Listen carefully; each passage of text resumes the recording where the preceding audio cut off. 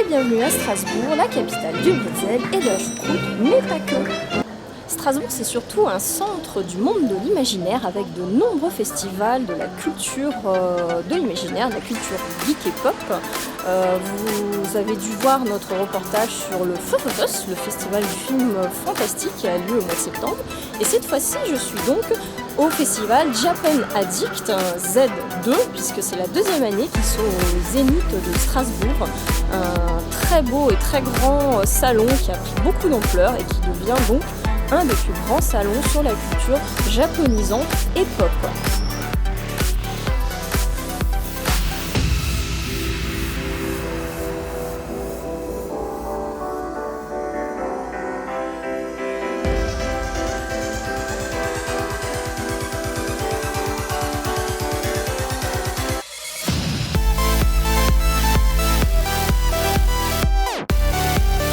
La Japan Addict, c'est un salon qui est né en 2004, qui a 12 ans maintenant, qui était basé à Strasbourg dès le début, qui à l'origine représentait un tout petit salon créé par des fans du Japon principalement et de manga, qui avaient envie de créer une place au manga et à la culture japonaise dans la vie culturelle de Strasbourg et dans l'événementiel strasbourgeois. On a démarré avec moins d'une quinzaine de stands et des cuisines à base d'eau réchauffée au micro-ondes. Et aujourd'hui, 12 ans plus tard, on se retrouve au Zénith sur une surface de 6000 m² avec plus de 150 exposants et intervenants qui viennent de toute la France, mais principalement d'Alsace et Moselle.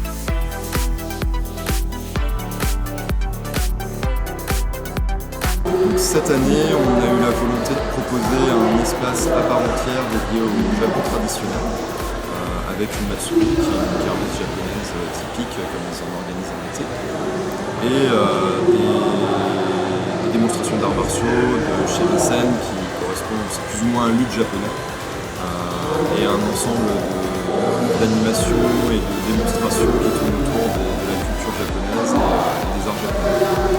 Mais à côté de ça, on a voulu garder aussi ce qui reste l'ossature et le squelette de notre univers, et on a voulu se recentrer énormément sur l'animation et le manga, ce qui fait que la grande salle qui est habituellement dédiée au concert de Zénith est entièrement dédiée à la culture pop et fun et geek du Japon qu'on connaît et avec laquelle on a grandi.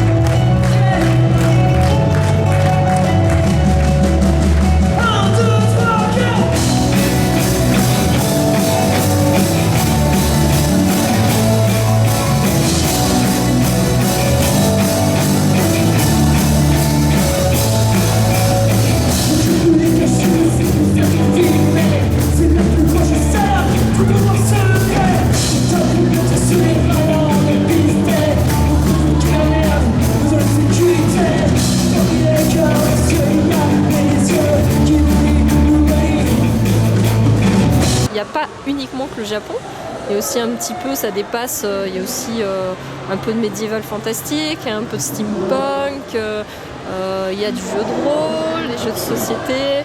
Ça aussi, c'est une volonté d'ouvrir un peu le salon à d'autres choses. C'est une volonté d'ouvrir le salon un peu à d'autres choses. On part du principe qu'on organise le salon qu'on voudrait voir et dans lequel on voudrait aller. Et on va pas cacher qu'on est des geeks.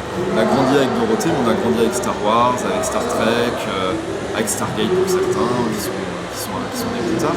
Mais ça fait partie de notre culture à nous aussi. On a voulu apporter ça aussi un petit peu dans cette ambiance. On a eu une très grosse exposition Seigneur des Anneaux avec près de 200 pièces, dont des pièces dans la nature. On avait un super bouquet, je ne sais pas si tu l'as vu.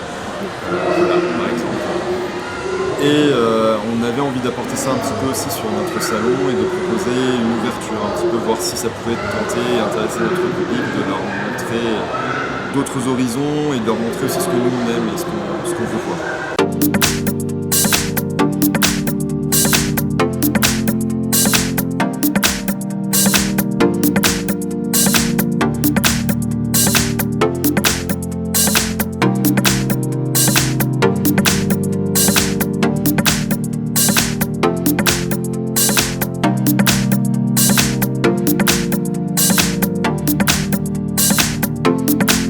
Cette année, on a vu les choses en grand, puisqu'on a en tout 4 espaces d'animation distincts.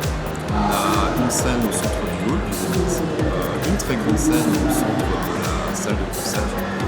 et deux petits espaces d'animation dans l'espace jeux vidéo et l'autre espace d'animation dans l'espace Japon traditionnel. Et une des caractéristiques de la Japan Addict, c'est que nos scènes sont occupées en continu par des animations.